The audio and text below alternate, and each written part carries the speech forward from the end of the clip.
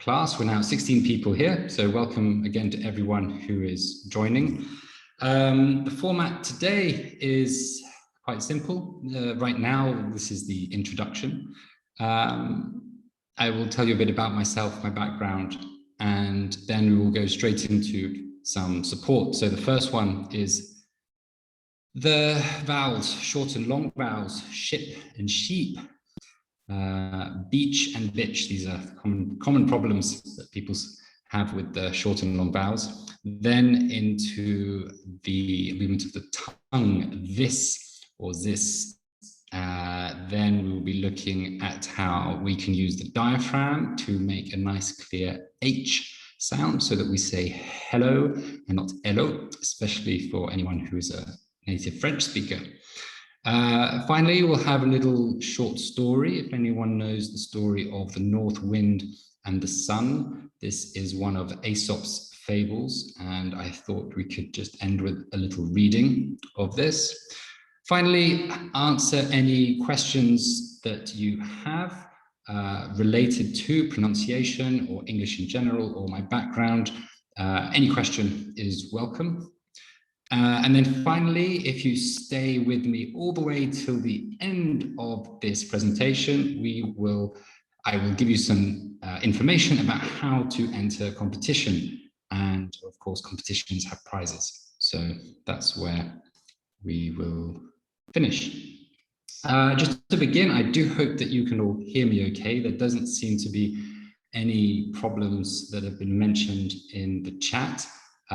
So if you would like to just start by saying hello and where you're from, maybe which city, into the chat, that will help give me an idea as to who I'm speaking with, because it definitely helps knowing that there are people listening at the end, not just talking to myself here. So do please write a short introduction in the chat as to where you're from, and maybe it could be useful to indicate your level of English. If you're A1, A2, B1, B2, C1, C2, these are the CFR levels. It would be really good to know. Again, I can then use that information to adapt the speed and the vocabulary during this masterclass.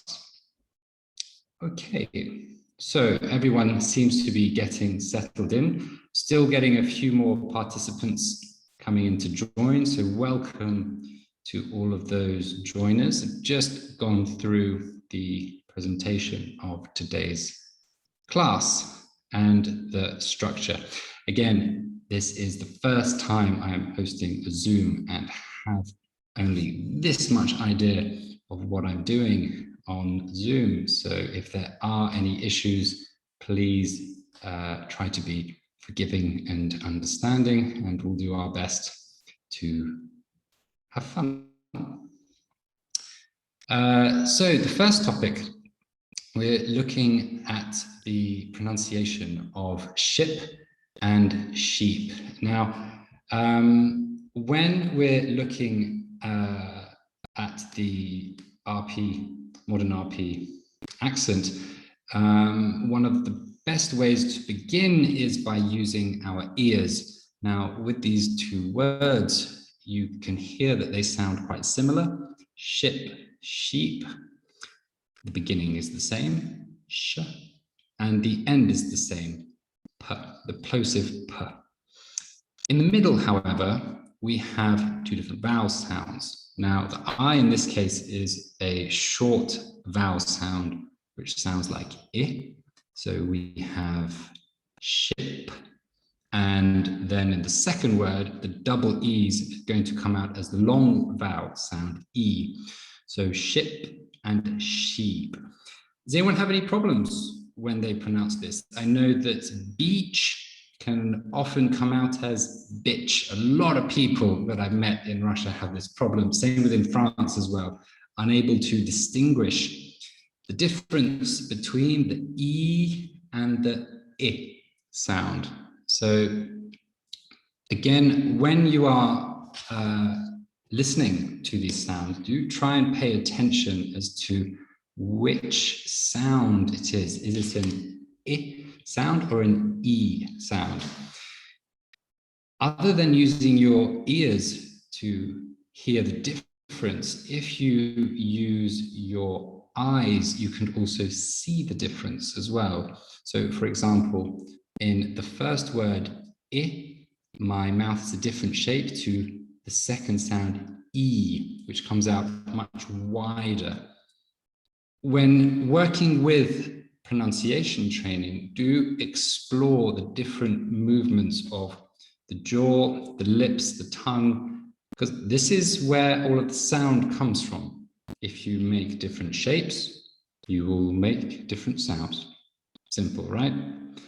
The problem comes from when we have the habit of saying a sound a certain way, which we think is correct. However, when heard by another person, they may not hear the same thing as what you are thinking you are saying. So something to practice, play around with. With pronunciation work, I would definitely recommend using a mirror, or even on smartphones, you can just look at the shape of the mouth. Are you coming out like E sound, or is it more I sound? The shape, sorry, not sound.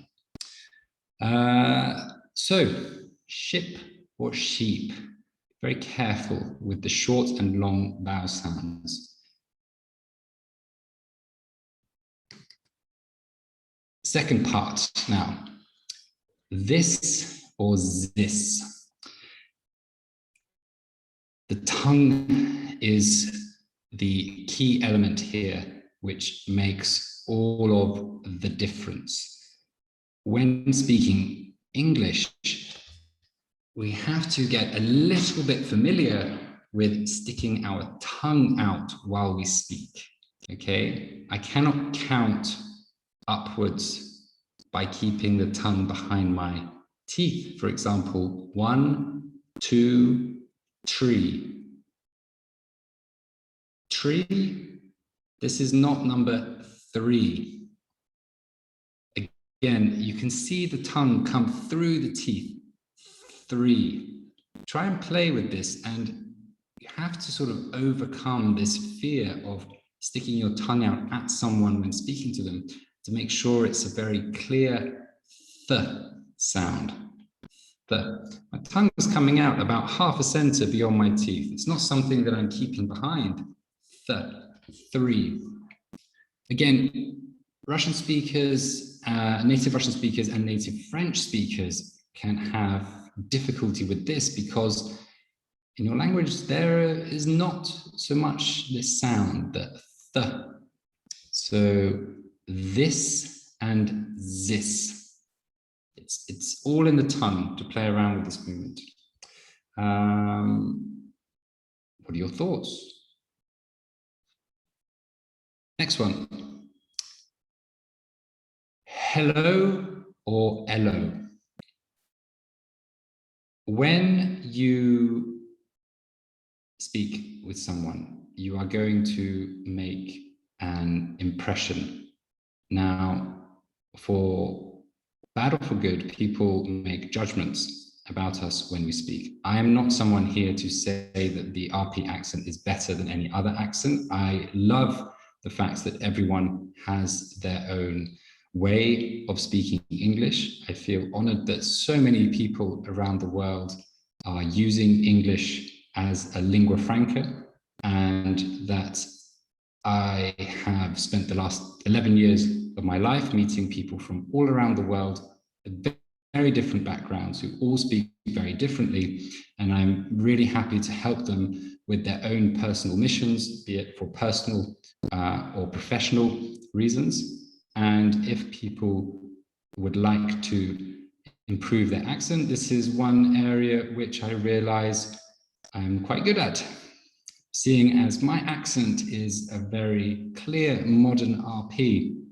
Now, my background is that I've actually spent more years in outside of England in my life than I have in England. I grew up in the southeast of England in a place called Surrey, and Sussex, two home counties just outside of London, and then lived in different countries around the world, and found that when you are speaking to non-native speakers, if you speak slowly and clearly and enunciate the sounds, you have a much better chance of being understood. So in order to help with communication, I sort of developed this very clear English accent, and now I can dissect it sound by sound, movement by movement, and teach others who may be having difficulty communicating how to speak clearly and confidently. Everyone in the world has an accent, and as I said, there is no one accent better than another.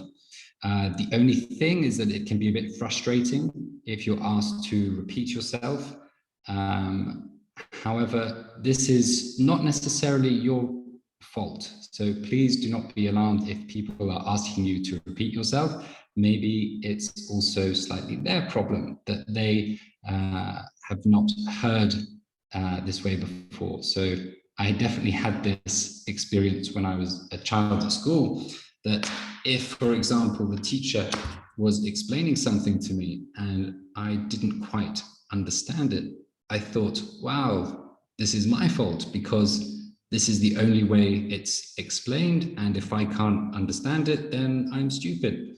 But turns out that's not the case, because there are different ways to explain things and different ways of saying things. So if people do ask you to repeat something, again, it is not your fault. My suggestion is maybe find another way to explain it, or slow down, or use pauses between your words. And remember to enunciate, especially the consonant sounds, and to have nice round vowel sounds. This is done by relaxing the jaw, as I mentioned earlier. So hopefully this session today will give you a brief introduction to me and my method, and give you some tips on how to change and work with your pronunciation. Now we are going very quickly through this presentation, so I think we will try and open this up to a few questions in the middle. I can see a lot of people here from Moscow. Welcome from Chelyabinsk, welcome from Moscow, welcome from Tomsk. Welcome everybody. Good to hear that it is a nice clear sound for you and that it is working. Bush, I can see that you are scared as hell. Maybe you can share about this. What are you scared of? That you've lost your English? Where did it go? Svetlana from London, welcome. Soon you will have IELTS. For those of you who don't know what IELTS is, it is probably one of the most commonly used exams to check English proficiency for academic institutions. I think the top scores across the different sections are a 9. To get into the universities could be anywhere from a 6.5 upwards. And the best, maybe in the future actually, we could do a little IELTS tips. I've trained many students for this, and there's a lot of different bits of information I'd be happy to share with you. I've done the IELTS myself, of course. Before I help advise on any exam, I like to sit down and do the test myself, as well as read through the mark scheme and understand it. But the main thing with IELTS is that to get the top scores, you want to pretty much sound like a university professor. The vocabulary has to be so wide. And the best way of doing that is through reading, expand the vocabulary. Have we missed anyone? Welcome, Anna from Dubinsky. And I think we've welcomed pretty much everyone here now. So, continuing, we may finish the class a bit earlier than expected, seeing as we're going through at quite a speed. Again, I hope you can all hear me, and I welcome you to this online masterclass. So right now we're going to have, I'm going to read the fable, The North Wind and the Sun. Now, anyone who has studied linguistics and phonology, you will come across two texts which are used pretty much everywhere for studying sounds of accents. One of these is The North Wind and the Sun, and the second one is The Boy Who Cried Wolf. And in many different parts of academic literature, you can see how people use this to compare pronunciations of different accents. And the reason behind this is because in these short texts, they feature pretty much every sound in the English language. So today we can read through this. Maybe I can even find a link to share in the chat for anyone who wants to read through this later and have your own copy, have a go at this. In fact, in a few days, I should be making a recording of this and putting it up. So it's a really good resource to listen to record yourself, compare the sounds, and to work on the areas that you feel need working on. So, the North Wind and the Sun. The wind and the sun were disputing which was stronger. Suddenly, they saw a traveler coming down the road, and the sun said, "I see a way to decide our dispute. Whichever of us can cause that traveler to take off his cloak shall be regarded as the stronger. You begin."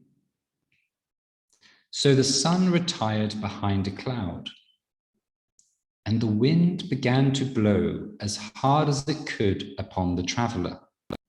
But the harder he blew, the more closely did the traveler wrap his cloak round him, till at last the wind had to give up in despair. Then the sun came out and shone in all his glory upon the traveler, who soon found it too hot to walk with his cloak on. Kindness affects more than severity. This is a great little story. Other than having a wide range of sounds in to compare and develop accents, what I like about this story is how the sun, with very little effort, managed to win this small competition. I'll read it one more time, and then we can have a little chat about the story. The wind and the sun were disputing which was stronger. Suddenly, they saw a traveler coming down the road, and the sun said, "I see a way to decide our dispute.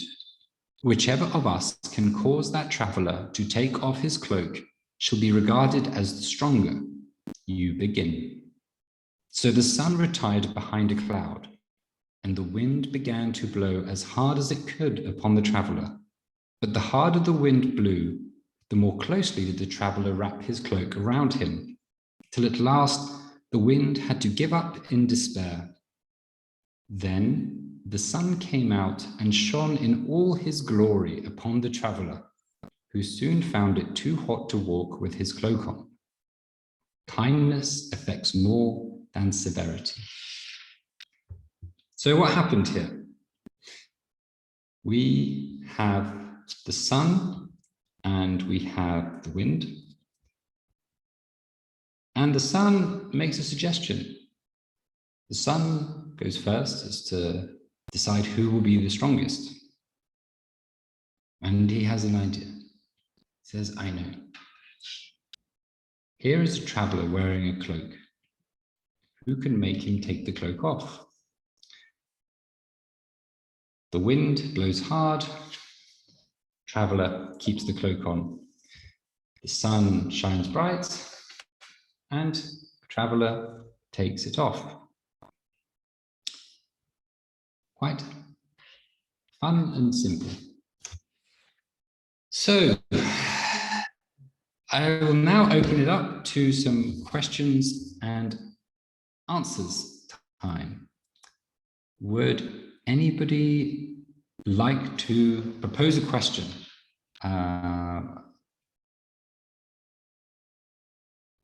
Reading through the comments here, my mummy always told me you get more with honey than with vinegar. Nice one. So the honey attracts. Kindness affects more than severity. Yes, this is the moral of the story here. So again, now have a chance to ask a question if you have any questions. Otherwise, I will mention about competition. So, Hi, Darren. hello, Olga. I have a question. I'm sorry. Maybe I have missed the. Yes, I have missed the beginning. But I wanted to ask, what approach would you use, to pick up the right accent for the pronunciation? I mean, how would you work, with us?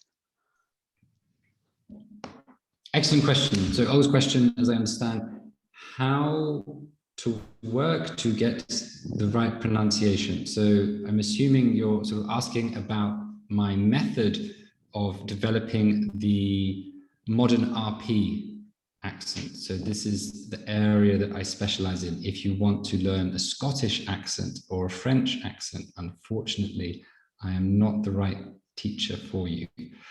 But with modern RP, which is very popular. Very posh British, please. From Oxfordshire, maybe.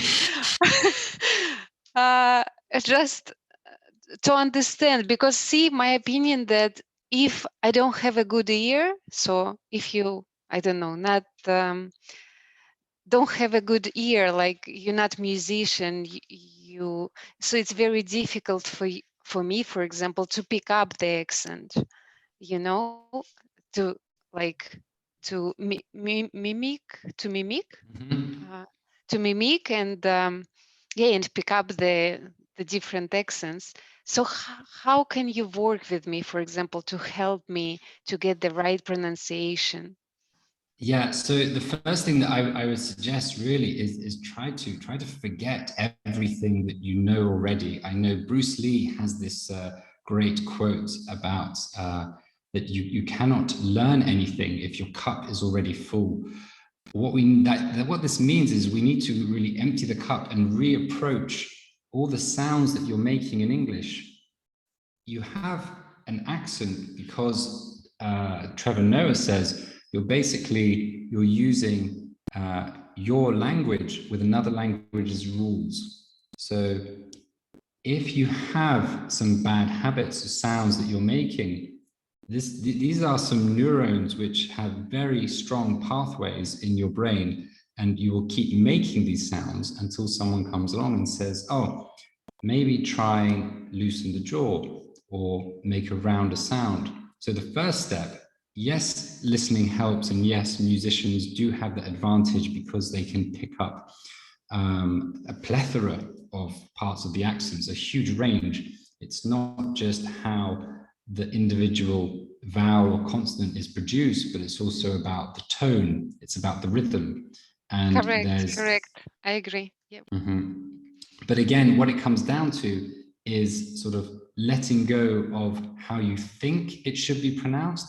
And this is the biggest problem in any sort of development, is the biggest thing holding you back is yourself. You think that this is how it's pronounced and you keep saying it like this. If you're able to get some new knowledge, forget the old way, and just simply adopt the new way, it'd be much easier. The problem is that, again, at a neurological level, our brains are sort of hardwired now to speak that way. And so while mimicking, I think, is one of the best ways that people can do this themselves at home. And I would say in a theatrical way. What this means is, if I say to a student, please open your mouth when you say how, okay? And this is really the case. How now, brown cow? Okay, this is a great way to practice the ow sound. When I ask my student to open their mouth, they might start with the mouth movement here, how now, and then when I ask them to open it wider, they put it to here, how now. But if I say, try and put 3 fingers vertically in your mouth, and then make a movement that's as big as 3 fingers vertically, ow, that's a much bigger opening of the mouth. Yeah.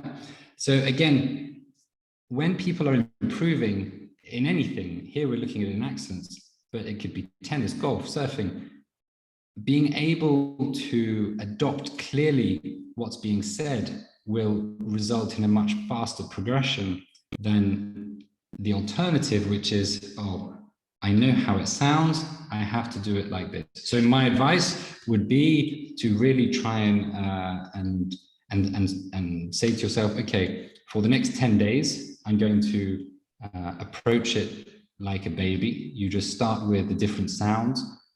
Babies do not have any sense of the word at the beginning. They are literally just mimicking the sounds, and they are looking at the mouth.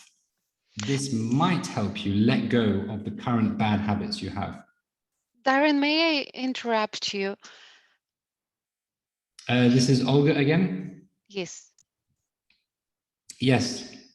So I mean, in my case, it's very simple. I don't want to confuse my colleagues, for example, when I say words like sheets, shit. Is it what kind of shit and how to pronounce it correctly? Or a beach, Like sheet, yes. The sheet same or as I mentioned beach, earlier. I mean, and all the same words. So because sometimes my English colleagues start laughing because I clearly understanding that I'm making mistakes in pronunciation. Yes, but again, you're looking at pronunciation as one label to a really big issue. So here, for example, I can hear. Sorry, for example, like yesterday, we've been discussing a slide deck, and someone said just a deck without slide, and it was sound maybe not very right. So I remember British colleagues start laughing. You just I think it's very important but for me, for example, it's very difficult to hear the difference between what? Between deck and deck, Deck. Slide deck. Okay, so the issue here is an and I sound, yes? Deck Yes. and dick. Yes. They sound very similar. To me, yes. But again, here, this is one part of pronunciation which you're looking at the vowel sounds. So this is the short sound and I. And if you have only really studied one sound, or maybe you've never studied these sounds, you won't know the difference. Right. It's a little bit like having some food. If you only know tomato sauce for pasta and someone introduces a tomato and cream sauce, you might think it tastes exactly the same. But the deeper you study it, you may actually realize, oh, this is a light fat cheese or a heavy cheese cream. And the deeper you go into it, the more obvious these things become. But at the beginning, on the consciousness level, it seems very same, very hard to identify. and difficult to see what to an experienced eye or ear would hear as something quite obvious. So again, in your case, I would do your best to try and put your habits to the side, go through each individual element of the pronunciation. So in this case, you've mentioned the vowel sounds. I can hear as well that when you speak, you are stressing parts of the word which are not in the right place. So look at this, look at the rhythm and the tone, and really sort of look at the accent as a whole, instead of just seeing it as this is a pronunciation problem. Because when you go into the world of pronunciation, it'll be a sub part of another problem. So that's something to think about. Okay. That's great. Thank you. I hope that helps. But yeah, these are common problems. I think yeah, everyone listening can maybe benefit from what Olga said here, and especially these tricky words which could get you into trouble or result in you being at the end of a joke. These are definitely sounds to be careful with. And if you do make the mistake, it's all very innocent. Again, I'm sure that the people that you're with can be understanding and forgiving. And if it sounds funny, then at least the mood is lightened a little bit. Any other questions anyone has to ask?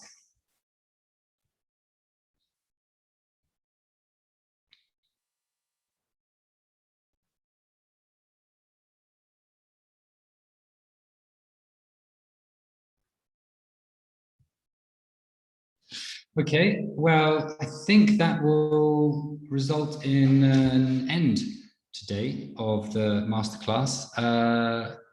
Final bit of information is I think that everyone who participated today has a chance of winning a short 30-minute session with me. And we also have a promo prize for the online course, which will go up tomorrow.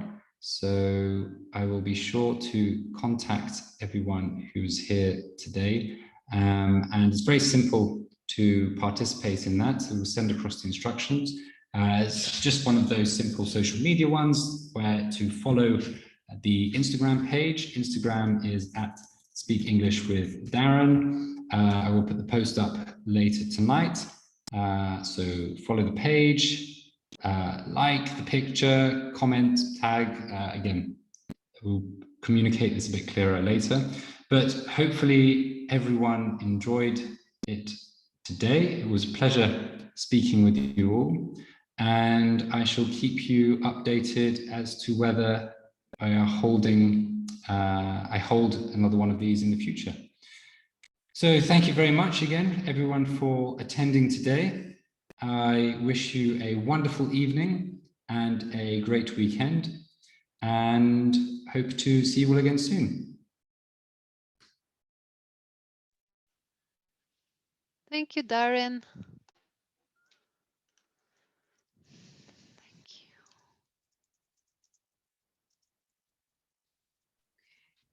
Thank you. Thank you everyone for participation. Спасибо большое за то, что вы присоединились к нашему первому мастер-классу. Надеюсь, что вам понравилось и это было полезным. И до новых встреч. Присоединяйтесь, пожалуйста, к аккаунту Даррена, который я отправила в чате. И еще раз спасибо. Надеюсь, это было полезно. До свидания. Спасибо большое.